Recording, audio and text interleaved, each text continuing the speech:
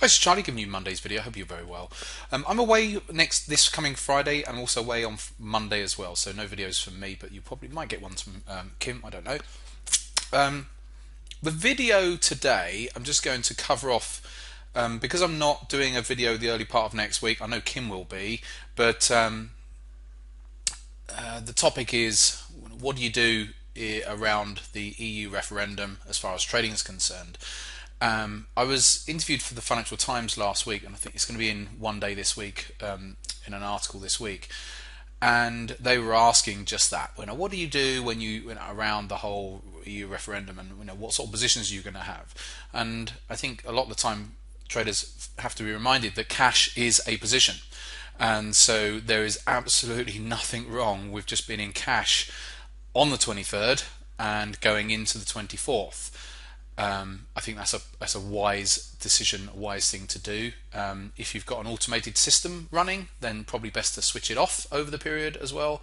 So, because again, if we have high volatility in some markets, I'm sure that lots of markets will have good volatility, then again, you don't want your systems to be getting put into all sorts of positions that you may not want to be in, and exposed.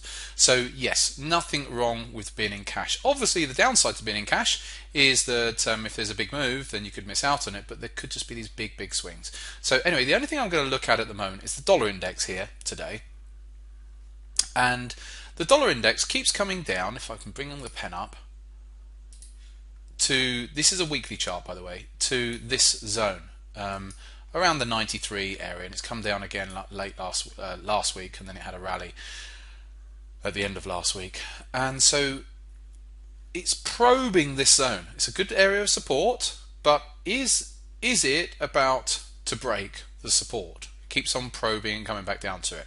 So I'm watching that dollar index to see if it is going to break. So let's go back to the daily chart, and the daily chart said this break up. This is Thursdays and Fridays price action, so it'll be really interesting to see as we go into next week whether it actually starts to roll again, and if it does start to roll again, then we could see a break there. So keep your eye on that dollar index. So, and what are the consequences of that? The consequences are, if the dollar index breaks down, then we'll see markets like the euro dollar break up. The flip side to that is obviously if the dollar index just carries on blasting higher, then we'll see the euro dollar come down. So that's the take on that at the moment. So watching that dollar index, I know it's like an inverted euro dollar to an extent anyway, but it's always good to have a look at these different charts. So that's pretty much it for me. Stay safe going into the referendum. You don't have to trade. You can just sit back and just watch it, or just say, do you know what, I'm not even going to bother watching it.